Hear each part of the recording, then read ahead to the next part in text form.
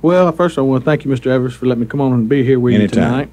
tonight. My name is Ken Sullivan. I grew up in Crystal Springs, Mississippi, down in Copiah County. I live on the south end of the county now in Wesson, and I am 33 years old, work at the University Medical Center.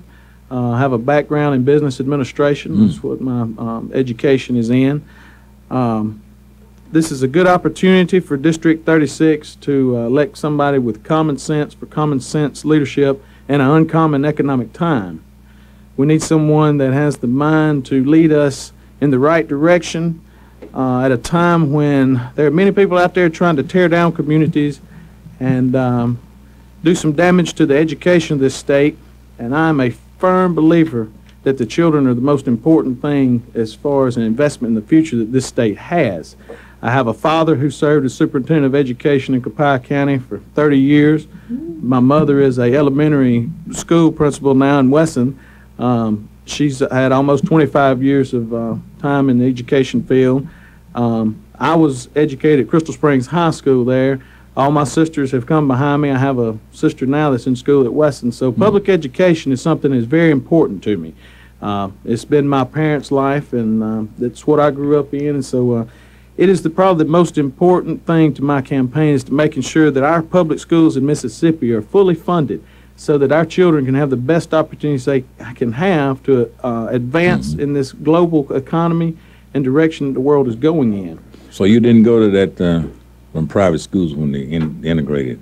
No, sir. To their own self be truthful now, did you? I grew up in public schools from kindergarten through high school. Okay, and so my sisters followed me too. Well, that's good. Like I said, my father. I had to ask you that, because yeah, once you go to the legislature, when you make the legislature, somebody going to be fair. That's right. And that's going to do what's just for all of us. That's right. Now, they're talking about merging our colleges. How do you feel about that?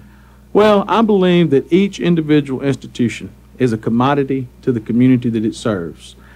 I believe that when you start bringing those under one entity, you're tearing down communities. People feel a loyalty to each school.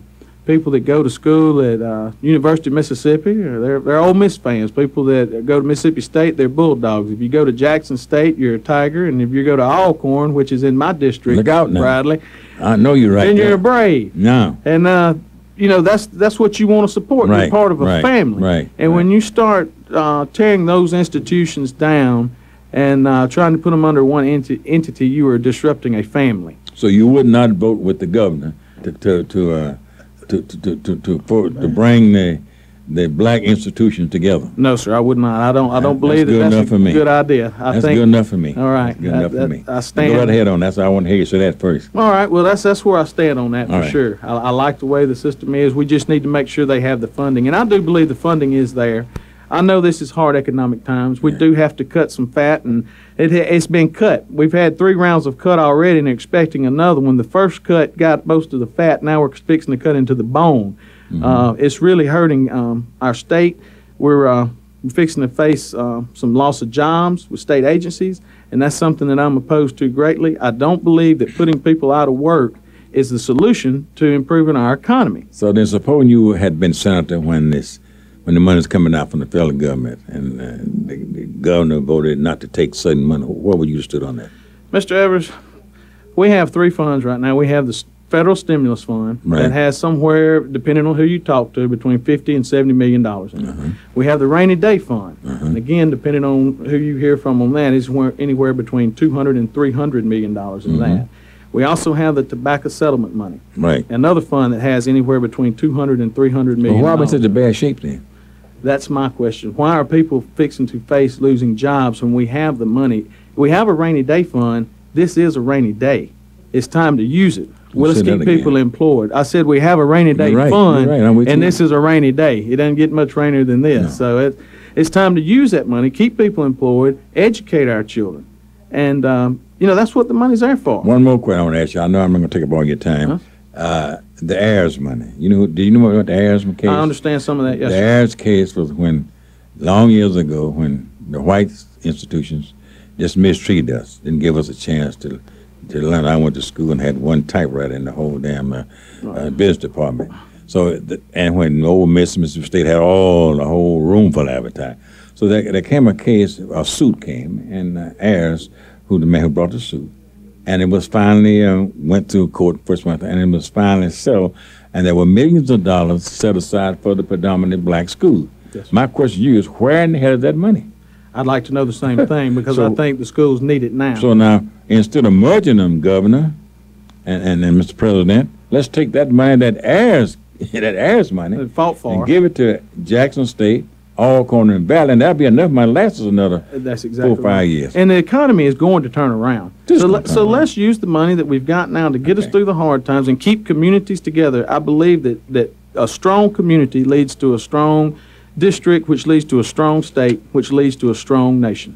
All right, anything else now you want to say? Yes, sir. I'd just like to leave you with this. This is a quote from somebody that I have a deep respect for, Mr. Robert Kennedy. Oh, okay. And he said this on April the 4th of 1968. It was the day of Dr. King's assassination, Right. and he addressed the audience. And part of that speech, he said, "In this difficult day, in this difficult time for the United States, it's perhaps well to ask what kind of nation we are and what direction we want to move in." Mm-hmm. I hope that the voters of District 36, Copiah County, Claiborne County, Jefferson County, and a portion of Hines County will ask themselves what direction they want to move in. Okay. And I hope they'll want to move in the direction with Kendall Sullivan leading them into a new future. Because Kendall, as my old friend say every morning, if you don't know which way you're going, any road will carry you there. That's right. Thank you very much. Tuesday, February 16th Right. is Election Day. Hope everyone That just, remember that. what, a little over 2 weeks in there. It's not even 2 weeks Not now. even We're 2 under, weeks we're under now. 2 weeks to that. And Ken has spent money with us, and we're going to run his time. We're going to run it and make sure that people know about the young man who's running for the Senate. And want you to go out and vote for whoever you want to now. I can't tell you who to vote for. But the one you think can make the best senator, let's do that. Thank you, Ken. Thank you, Mr. All Evans. right, you're quite welcome.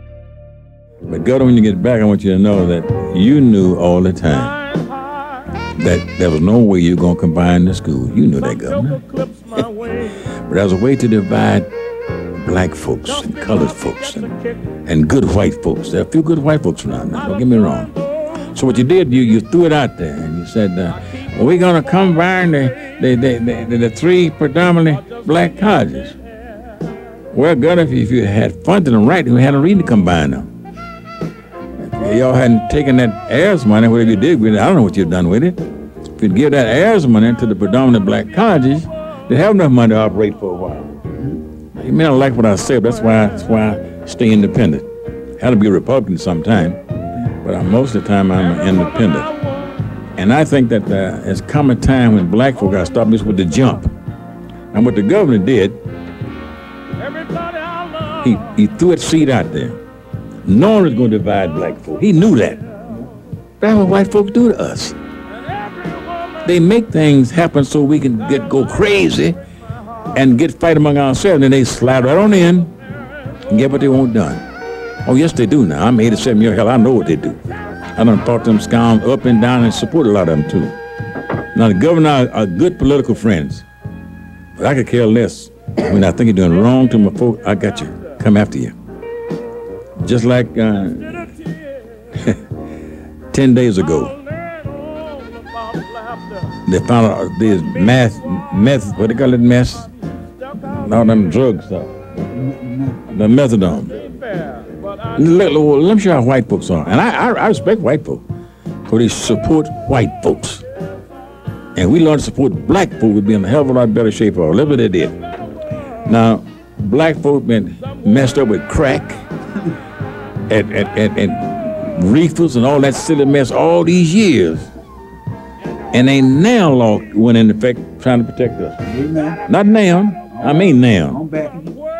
But guess what happened? Yes. 10 days ago, the white folks saw what that mess stuff was going to destroy, was destroying their youngsters and their community. Guess what they did? Sit down and made a bill that quick. And the only reason why it's not a law because the governor's out of state. As soon as they get back, he's going to sign it. And we got 50-some blacks down there doing something to sleep half the time and drinking coffee the rest.